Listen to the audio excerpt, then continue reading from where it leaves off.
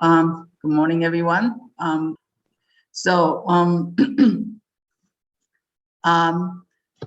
we are going to move on to the third Bodhisattva, the fourth Bodhisattva. The third, okay, sorry. Let's quickly recap.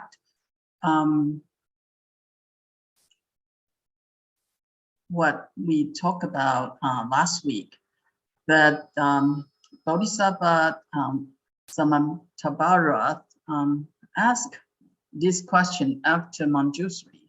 How, if everything is illusory, how to use illusory body and mind to remedy illusion? And if there's no mind, who is going to carry out practice? And if we don't practice, how can we liberate it from illusion? And so Buddha's answer to Samantabhadra, first point is we all exist in the non-existence. And secondly, when all illusions are detached, what's left is the true reality. So Buddha taught us the 4 levels of detachment. And in the end, Buddha conclude to Samantabhadra, saying that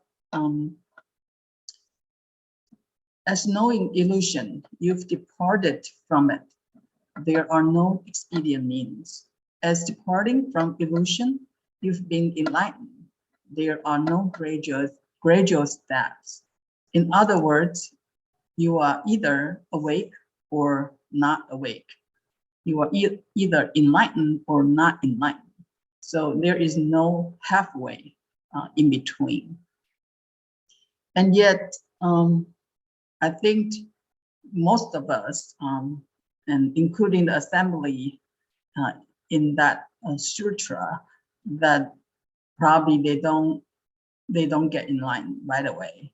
So the following 4 bodhisattvas raise their questions for us to ask about how to practice. And according to Zhongmi's classifications, this following 4 bodhisattva belongs to advanced practitioners. They ask questions for advanced practitioners about the universal contemplations. In other words, all the methods derive from this universal contemplations. And today I'm going to introduce the question, the dialogue between Bodhisattva of universal vision with Buddha. So the following 4 content, the number 3 Bodhisattva of universal vision is ask Buddha to discourse the relationships of all methods and Buddhahood. And the number 4 Bodhisattva of Vajragarbha ask Buddha to interpret the original ignorance and the ultimate enlightenment. And the third Bodhisattva of Maitreya, Bodhisattva Maitreya, ask Buddha to investigate the root of samsara. And the number 6 Bodhisattva of pure wisdom ask Buddha to briefly classify various levels of attainments. So today we will focus on Bodhisattva of universal vision regarding the relationships of different methods and the Buddhahood. As we can see from Bodhisattva Samantabhadra, that there is no gradual steps, there is no expedient means. You are awake or not awake, enlightened or not enlightened. But the problem is not enlightenment, right? So universal vision, Bodhisattva continue ask, is any gradual stages of practice for the Bodhisattva that just initiate their body mind? So this basically these questions are asked for like us, who just initiate our body mind trying to practice, and how to contemplate and how to uphold it. You see, we have a method, we practice, but then we drop constantly. We cannot uphold it. Sometimes it's because our laziness, sometimes is because we cannot generate faith in our method. And there are a whole lot of different reasons for us to drop our method and how to uphold it and what kinds of expedient means can be used. So that's the main questions by Bodhisattva of universal vision.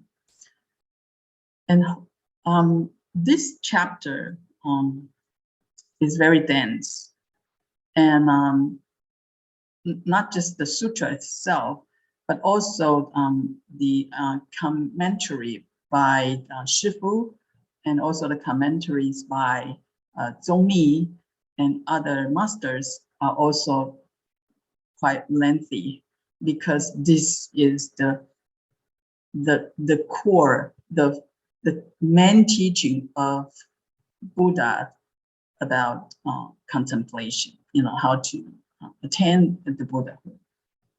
So the sutra goes like, for newly initiated bodhisattvas like us, and all sentient beings in the Dharma ending age, also us, who seeks the Tathagata's pure mind of complete enlightenment, should uphold the right thought and detached from mirage illusions. Okay, so basically, the thought is inside. We feel like, our mind is working inside this body, and we encounter all the phenomena or appearance or manifestations outside. So the problem is, if we don't have the right thought, then we will grasp the phenomena outside, think that they are real, and then generate consequence activities, actions, or reactions. Or when we think that the outside environments, illusory environments are real, then we will definitely generate thoughts upon the encounter. So this is a kind of bi-directional reactions. So it's one exists, the other exists. If we have thought, that means we attach to the grasp the illusory phenomena as real, or we grasp the illusory phenomena as real, we definitely will generate thought. Even it's either good thought, bad thought, or neutral thought. They are all thoughts. Okay. So here the Buddha said the right thought means no thought. No thought means no illusory thought. So the mind is very clear and all functional, but does not attach or grasp illusory phenomena. And when it's in the right thought, our minds is with uphold the right thought, then according to Buddha's teaching, that when we react, when we need to do something to help people or to behave our body, speech, and mind operated, then we will operate it according to the true wisdom. So here it's very important to remind us that, all the questions, no matter what kind of question the Buddha, the Bodhisattva asked for us, Buddha always get to the ultimate point in the beginning, and then explain the expedient means. So the right thought is very important. That because right thought and detached from mirage illusion happen at the same time. And so the secondly, Buddha continue, okay, regarding the expedient means or gradual steps.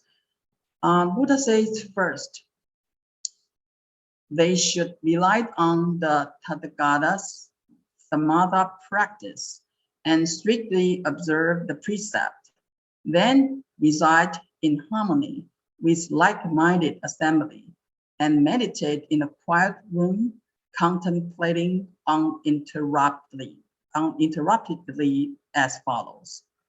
So here, very important framework for all the practitioners, that three major aspects that we need to balance. One is called samadhi. Usually we go like precept, samadhi, and wisdom. But here, Buddha point out samadhi first, and then precept, then wisdom. Why? Because these teachings are all for advanced practitioners. That means they won't break the so-called very obvious precepts, for example, killing, but they have subtle precepts to observe. The killing, if you try to pursue you try to avoid something, that's kind of killing, because you don't want them to exist. For example, you don't want unwholesome things, phenomena to exist, then that's a sense of killing, okay, quote unquote killing. So here, all these advanced practitioners need to follow to establish the samatha, the stillness, samadhi of the mind first, and then strictly observe the precept. And this Tathagata samatha practice is not a normal samatha, like, still the mind. This Tathagata samatha practice is like in the Dharma Sutra, when Ananda almost violate his main precept of no sexual conduct, that he asked Buddha, what is the wondrous samatha? What is the wondrous vipassana and wondrous jhana? And that is Tathagata samatha, that equals to Shrangama Sutra's wondrous samatha. And we will talk about this samatha, vipassana, and the jhana later on in other chapters. But here, just the main point is that following strictly observed precept, and also reside in harmony with like-minded assembly. So that's why group practice is very important, especially with like-minded people you want to practice. Or, here, this is Huatou retreat, or this is silent illumination retreat. So all people practice Huatou, so we are like-minded. And this kind of atmosphere of practice can accelerate each other. And then when we can reside in harmony, so all the energy will, come together and become a very strong power or assistance for everyone in this assembly. And then also in the choir room, so that your samadhi can remain, and contemplating uninterruptedly. This is very important. When we contemplate, if we contemplate with a method on something, it's better that we do it uninterruptedly. Okay, so we practice samatha to generate samadhi. We strictly observe the precept to generate the power, to purify the clean mind. And then we use contemplation to cultivate wisdom. So that's the scope of our practice. And then regarding the first, and then Buddha further talk about strictly observe the precept that Shifu mentioned in his book, that there are three major points to avoid anything that is harmful to you and others.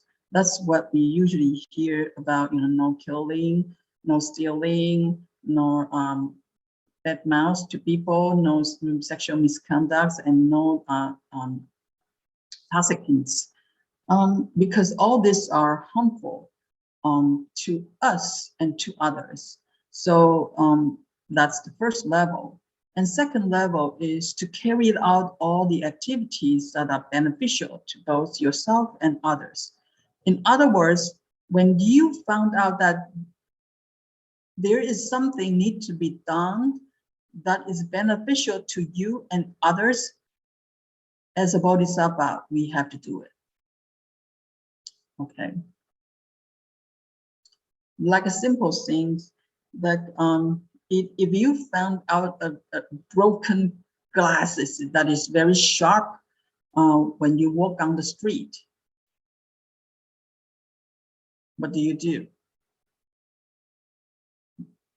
Take it up and then throw it, or wrap it with papers and throw it in a trash can, so that you won't step on it and other people won't step on it.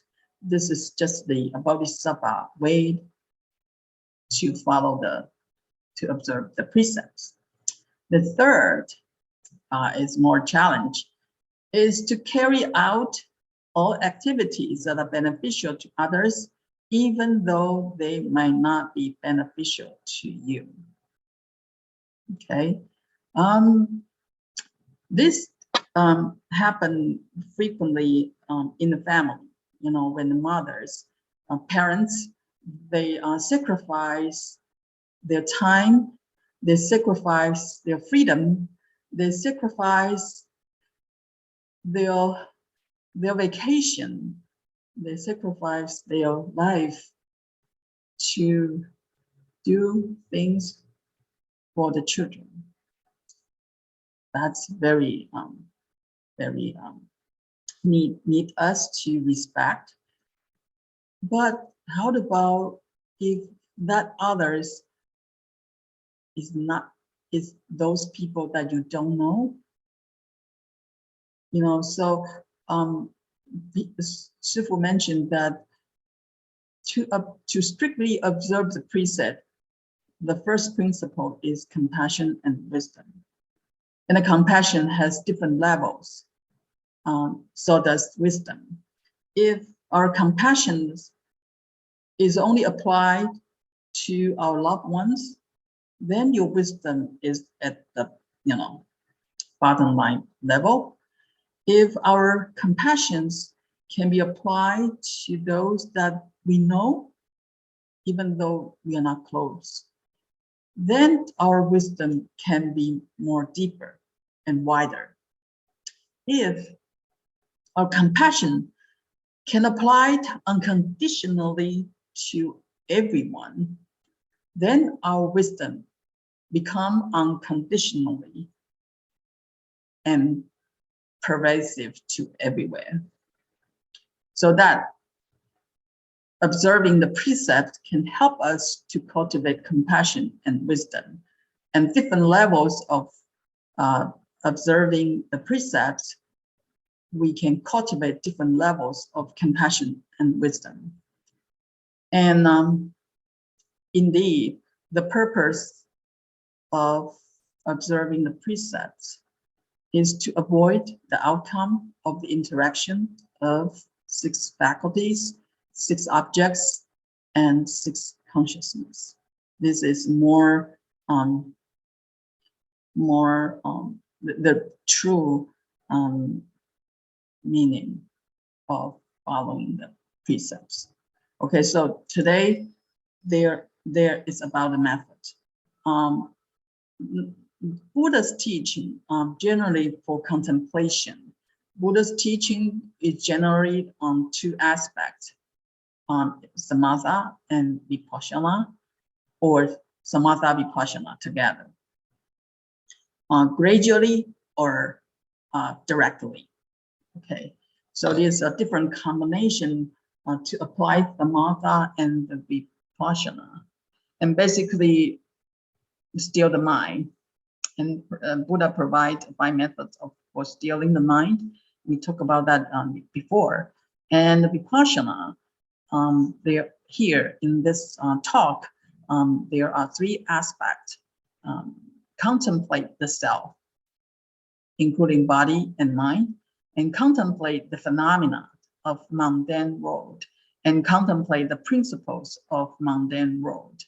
And then later, that we can see the dharmas of supermundane world. Okay, and here, okay, it's getting this is very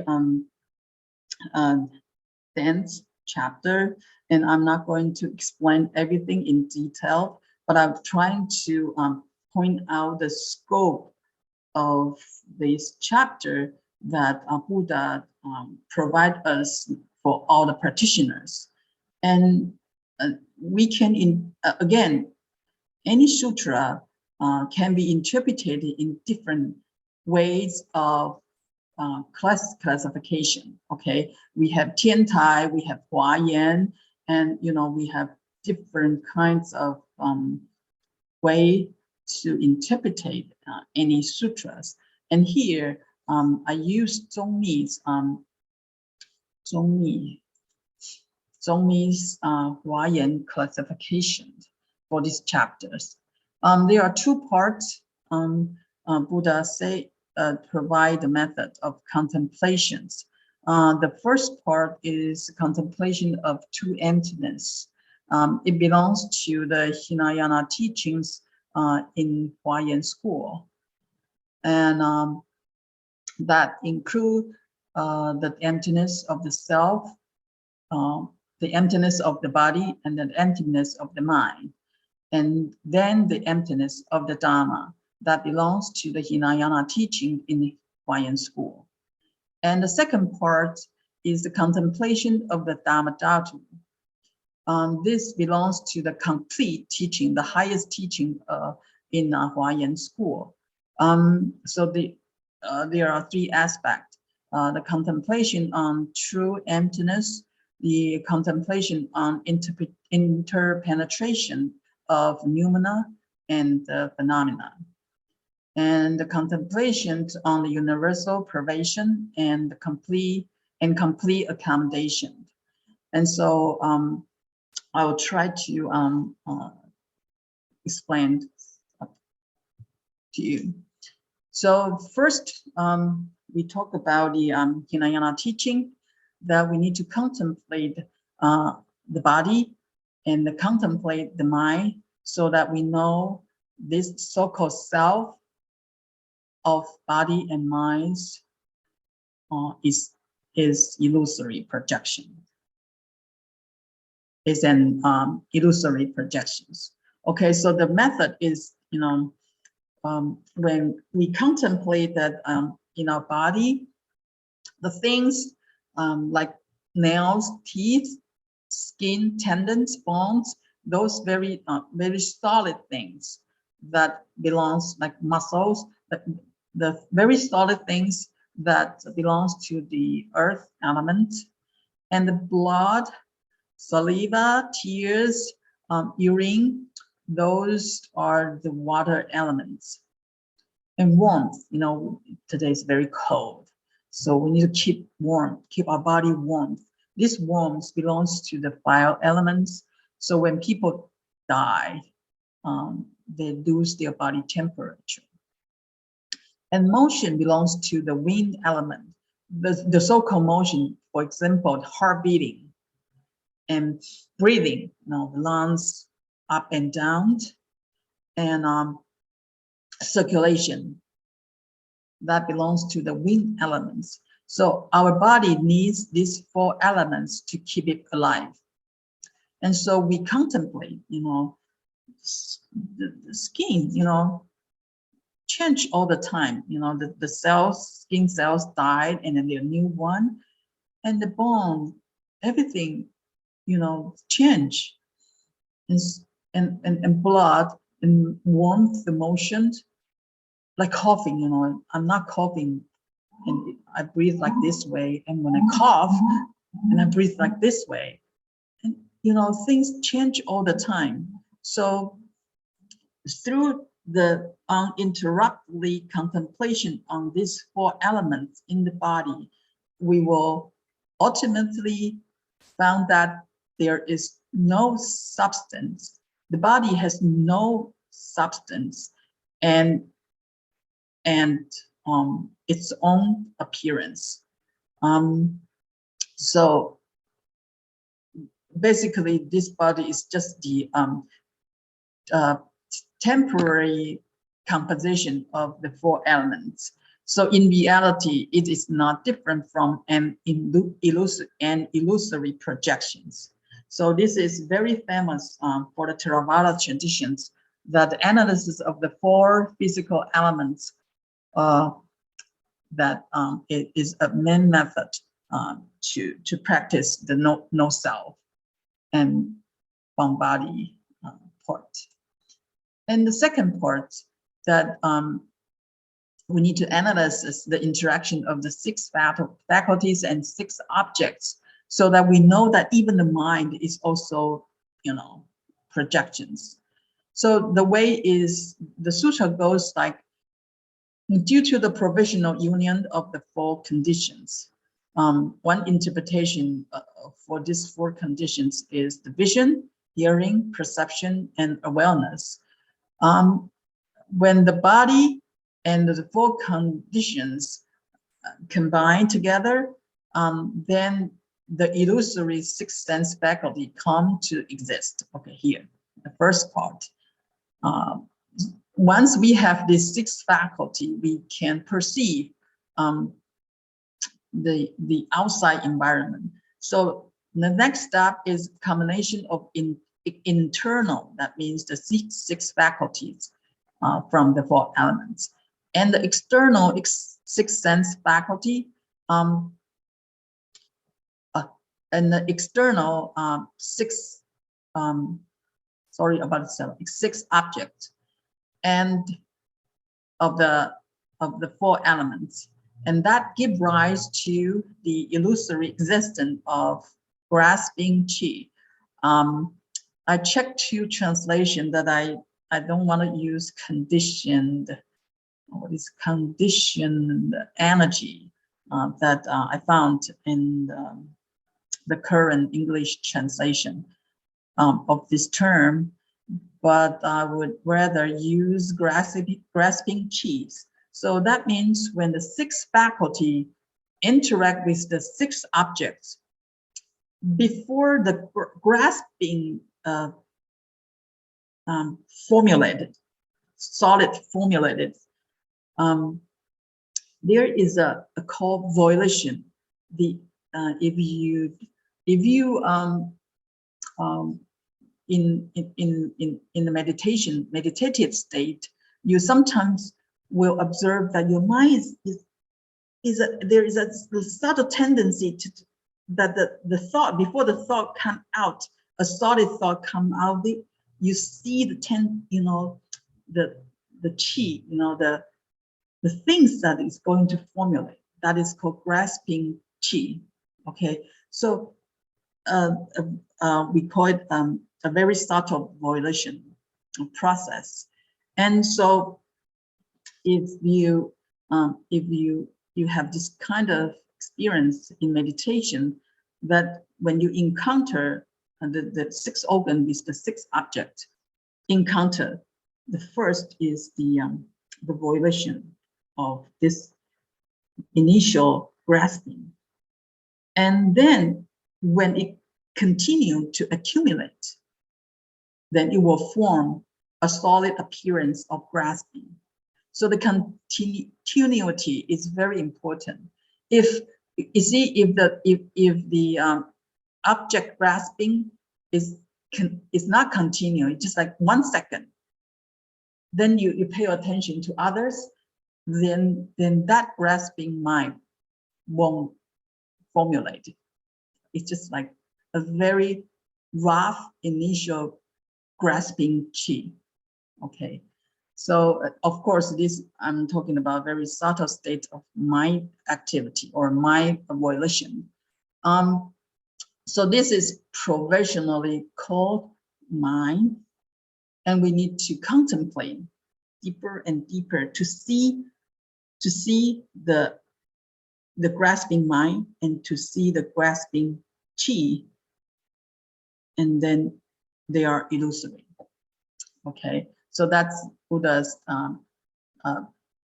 teaching about how to contemplate the interaction of the six faculties and six objects of the mind. Okay, here. Now, this is the CN Tower in Toronto. It looks very beautiful. It's very tall. Once it's the tallest in the world, long time ago, and its full length is about 1,815 feet, but in the middle, like 1,136 feet, there is a observational space that I visit one time. It looks so beautiful when you look throughout the doors from the observation space. The whole Toronto city looks so beautiful. But how about there is a space? There is a program. Okay, on your right, there is called glass floor. In that high, you know, and the glass is firm and solid. And I remember I just so scared. You see, if I close my eyes, my feet touching to the glass is solid and firm, and I feel safe, and so I can walk. But once I open my eyes tell me it's too high, it's very dangerous. And I don't know why I have the sensation that I'm going to fall and it's dangerous. I'm not safe. So I try so hard and I have difficulty to walk through the glass floor with my eyes open. And so knowledge-wise, I know I'm safe. And then my touch sensation, my feet tell me it's safe, but my eyes tell me it's dangerous. And so which part of consciousness is real? I tell myself it's no problem, no problem. But when I walk, my body's kind of trembling, you know, like I'm going to fall, you know. And likewise, you know, there is a program that people tied up and then you kind of stand on the edge of the observing space, and you're basically facing in a very high altitude and looking at the city, and it's so scary. Okay, so when our six organs encounter with the outside environment, we have different sensation and different way to grasp the information. And if usually we don't have conflict, okay? Your eyes, your six organ just in harmony, right? But in this situation, your eyes tell you the different thing than from your body. Okay, so this is in this way, and it's easy to contemplate, you know, which is your true mind, which is the feeling, the sensation is real from your true mind, from your mind, which is your mind, real mind. That's the what Buddhas talk about. You know, we need to contemplate, you know, this kind of grasping, the appearance of grasping that we call it mind, is also illusory and subject to change. You know, so the conclusion is that this illusory mind cannot exist without the sixth sense objects. When the four elements disperse, the sixth sense objects cannot be found. Once the elements and the sense object disperse and are extinguished, ultimately there is no grasping mind. Okay, so if I don't see, close my eye, I don't see through that glass floor, then my fear sensation won't arise. So that's the way, the logic, the process to contemplate that the so-called grasping mind is actually no substance, no true self. It's not our true self.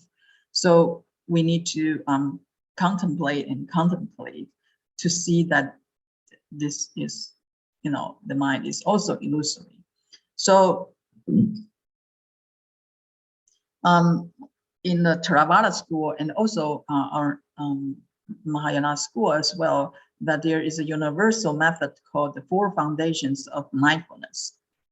First, we contemplate the body.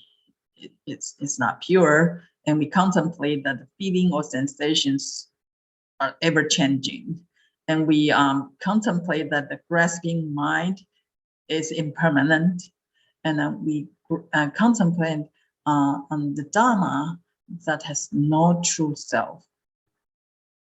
That is the practice of the four foundations of mindfulness. And so what's about the so-called contemplation of the Dharma? Okay, here in the Sutra, Buddha says that first, you know, the sequence is like, once we can contemplate that the body is illusory, then we will know that mind is illusory. Then we will know that the object is also illusory. And then the illusory is also illusory. And when there is no illusion, what's left is our true mind. So the process, so that's the process to contemplate the emptiness of the Dharma. It breaks the attachment to the body, attachment to the mind, attachment to the object world, attachment to the concept of detaching. And basically all this Dharma detached, then all illusions will be gone. And what's left is the pure mind.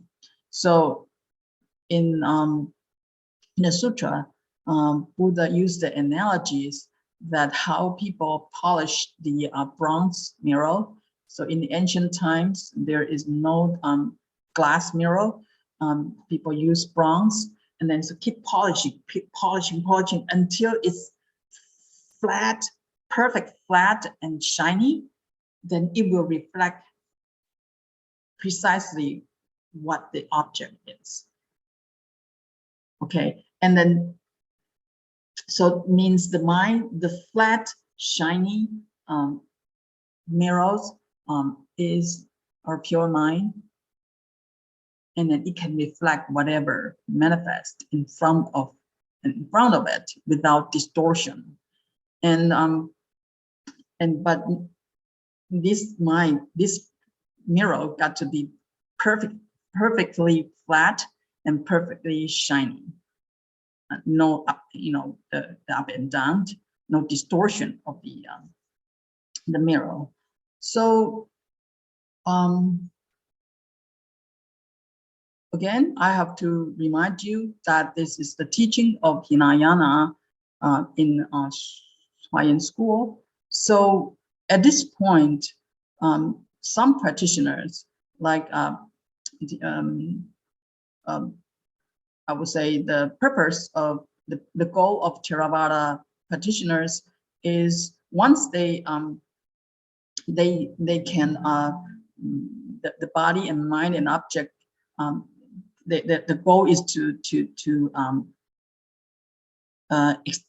extinguish the body, extinction of the body, mind, and object. So we will not encounter body and mind. They will encounter with this object world, and then all the suffering dismissed. And this is not a for Mahayana teachings. We will further go on, because even though everything is illusory, including our body and mind and the Dharma, but things still manifest. The mind still has the function to manifest everything. So the second part is Buddha taught us the contemplation of the Dharma Drum. That is the complete teaching, the ultimate teachings in Mahayana school, in Hawaiian school. The first part is the true emptiness. This in this practice, what is the true emptiness? Buddha says that it's like the pure money jewel, very like diamond jewel or something that can reflect 5 kinds of colors from different angles. So let's say it's diamond, okay? The diamond is transparent. It has no color, but since the crystal is so perfect, so when things, when things come along at different angle, it will reflect different colors, like rainbows in the sky. The 5 colors will manifest, but the diamond still no color. Okay, but it can manifest different colors. Likewise, the purity of complete enlightenment manifests as body and mind in accordance with various capacities. In other words, we are human capacity. So we were born as human. Some animals, 6 realms, 10 realms, because of different capacities of the karma or something, that our true mind manifest a body and mind that in accordance with our karma. Okay, our true mind is still pure. Our true mind is still unmoved, but it can manifest everything according to the conditions. That's the Mahayana, very important point of Mahayana teachings, that we don't go to like, okay, everything is illusory, so everything should, dismiss. Okay, it accept the illusory and the appearance at the function at the same time. So here, that the first part, how to contemplate on true emptiness, Buddha says that because the enlightenment is complete and illuminating, it reveals the mind in its purity. So because of that, we contemplate, and we found that our inner body, which is our sense faculties, are pure. Our body is pure. Outer objects of, the mountain, the river, the sky, the bad person and good persons are pure. The third, this is a different levels. We contemplate the purity of our body, contemplate the purity of the outside environment, and then we contemplate the purity of internal and external 4 great elements. And we found out that the 4 great elements are pure. Okay. And the fourth is, the further we contemplate that the mundane dharmas are pure. Because the 4 elements are pure, so of course the 12 entrants, the 18 realms, the 25 existence are pure. These are all different terminology. The Buddha tried to explain different things. And then further, when the mundane dharmas are pure, the super mundane dharmas are also pure. Those are the 10 powers of the Buddha, the 4 kinds of fearlessness, the 4 unhindered wisdom, the 18 exclusive attributes of the Buddha, the 37 aids to enlightenment. They are all pure. All these terms, you can check it out from the website. And furthermore, the 84,000 Dharani doors are also pure. That means, you see, and the last one, last 2, the direct retribution of self and others are pure. Okay, so because the nature of absolute reality is pure, here is very important for the Huayan view, Huayan perspective. It's one represent all, and all can be seen in one.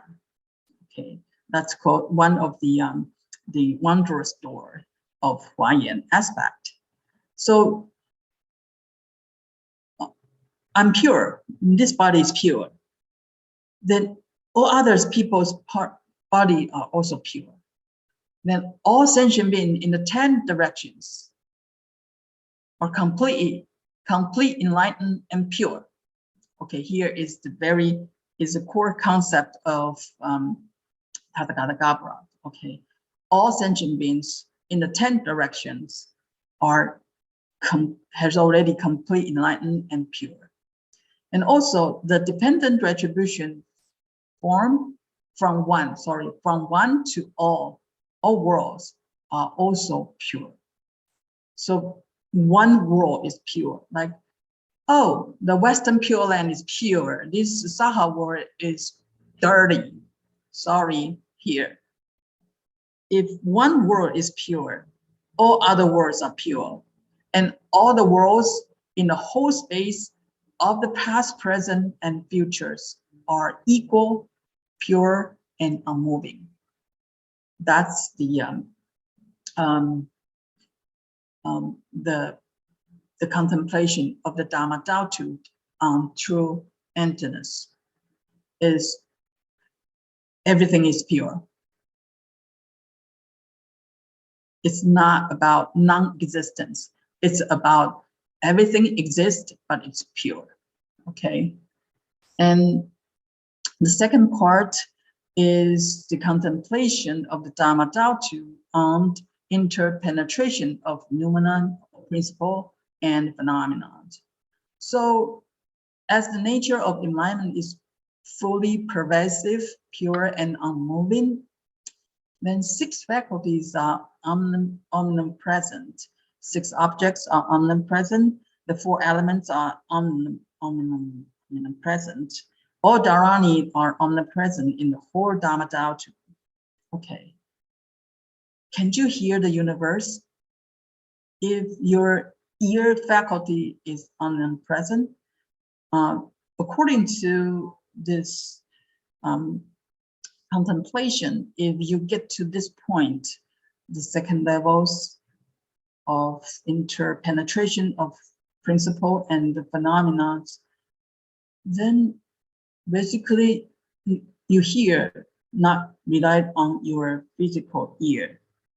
You see, not rely on your physical ears. You have, Buddha eyes, that kind of things. So here, we have to contemplate that everything is pervasive, pure and unmoving. And further is the contemplation of Dharma Dhatu on universal pervasion and complete accommodation. So the sutra says that because the nature of wondrous enlightenment is fully pervasive, the nature of the sense faculties and the sense object is indestructible and uncontaminated. All dharani are indestructible and uncontaminated. It is like hundreds of thousands of lamps illuminating in a room at the same time. The lights, all the lights from different lamps are fully pervaded, reached everywhere, and indestructible and uncontaminated. What does that mean? If I sit on this chair, then nobody can sit on this chair because I occupy this space, right? If I'm using this cup, then nobody else can use it because I'm using it. I occupy this cup. If my house is located here, this is my land. No other family can live here because it's my house. So this is called destructible and contaminated. And this is not pervasive. So in Huayan's aspect, everything's existence does not conflict with every other's existence. We don't need to fight for our survival. See here, if I want to have this parking space, I have to grab, I have to take the chance, grab it, and nobody else can take the parking space. So I own this parking space. Then it's not pervasive. And Buddha's world is very strange. Amitabha's Western Pure Lands here, and Eastern Medicine Buddha's Pure Land is here. And if the Western Pure Land is here, then can the Eastern Pure Land be here as well? If the fire is burning, can the water exist at the same time? If one is losing in a war, if one is winning, so-called win this war, can the other win as well? Can everybody win this war? All the phenomena? And this contemplation is very difficult, that everything is universal pervasion and complete accommodation. No contradiction exists at the same time, no conflict, no contradiction. You don't need to sacrifice or sacrifice this space for me. And you don't have to put something in you. Okay, like, okay, you can come to my house, but other people come to my house is contaminated. Something that does not belong here now is here. It's called contamination. Okay, so here is called Zongmi explained that, this short sentence is trying to teach us how to contemplate on universal privation and complete accommodation. Okay, conclusion for universal visions questions. Buddha says, all Buddha worlds, as innumerable as the grains of the sands of the Ganges, are like flowers in the sky, randomly arising and perishing. They are neither identical to nor be separated from the nature of complete enlightenment. There is no so-called restraint or liberation. Then, if we know this, one begins to realize that sentient beings have intrinsically accomplished Buddhahood, and that birth and death and nirvanas are like having a dream last night. So the path to Buddhahood, we know the direction, we know the guidelines, but along the path, we use different methods. And Buddha say, no matter what method we are using, we need to use the method without duality. Once we have duality, no matter it's right or left or right, no matter it's good or bad, these will deviate our practice to Buddhahood. Okay, so middle way, no duality. Buddha says that the enlightenment is already accomplished. All sentient beings are originally enlightened. So when we practice, don't be strained by Dharma and do not seek to free from Dharma. Do not detest birth and death, and do not cling to nirvana. Do not reverse those who uphold the precepts, and do not condemn those who violate the precepts. Do not pay high respect to experienced practitioners, and do not slight beginners. Break, and there is no rising, no perishing, all that non-duality. There are list of a whole bunch of pairs in the Sutra, and many just trying to tell us that, let go of the duality and follow the middle way and practice the method with the mindset that the enlightenment is already accomplished, that all sentient beings are originally enlightened. And that's also the core principle, core teaching of the Huayan school. Okay, so next time we will continue talk about the logic goes like Buddha teach from the highest level, and we don't understand, we cannot reach the level, and different bodhisattva raise their hands and ask the question more and more to close to the levels of our ordinary people. So next time we will continue to the Bodhisattva Vajragarbha and Bodhisattva Maitreya. Okay, just on time. Do you have a question? Thanks, Fashi. Now is a Q&A session. If anyone has question, please feel free to unmute yourself and ask question. Okay, Michelle.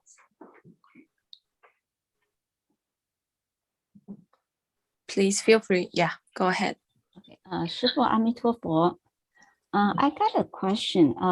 You mentioned when the body is pure and then the mind is pure, then go all the way, and then world is pure, Superman then was pure, then even to all existing, but pure.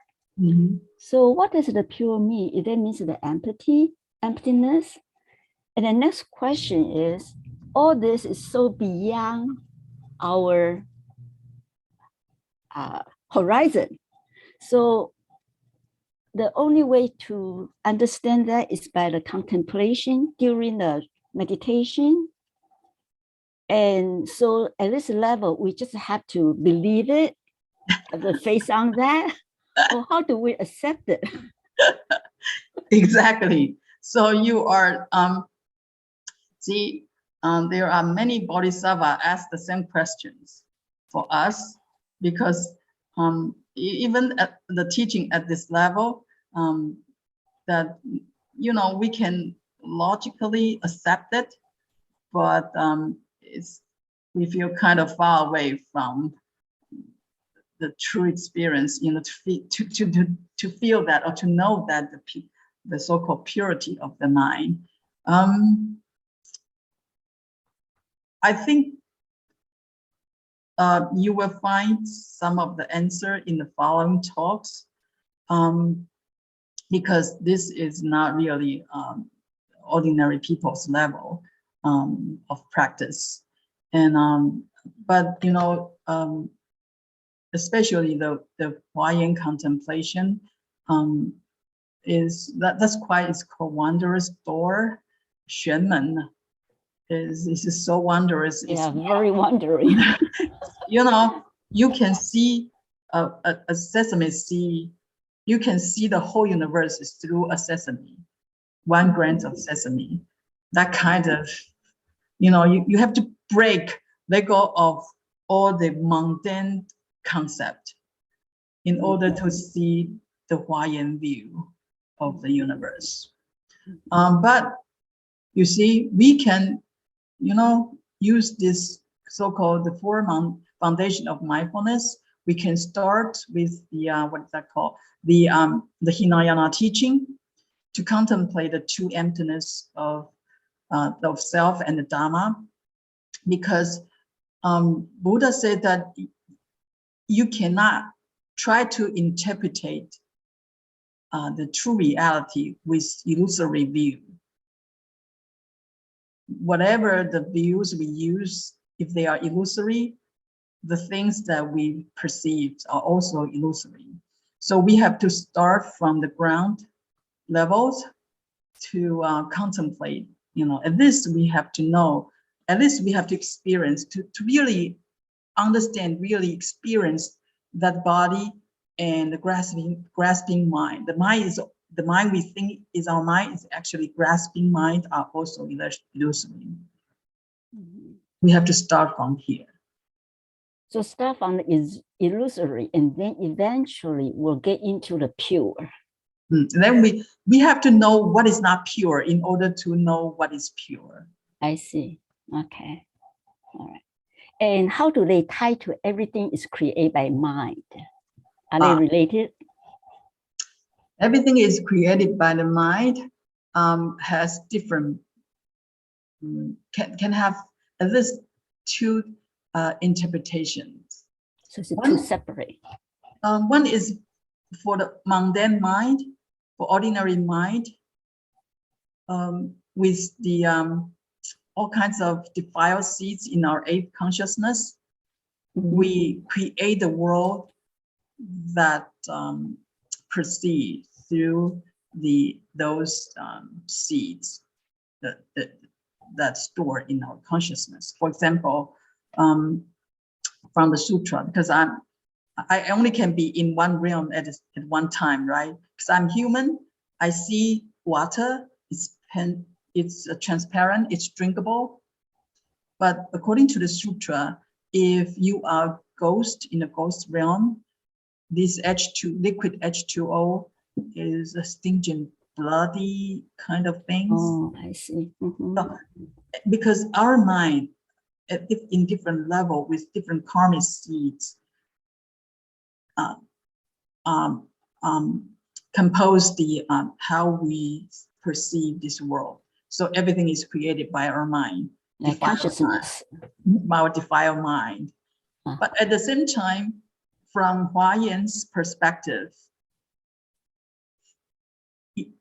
法界性, all existence in this Dharma Drum are from our pure mind.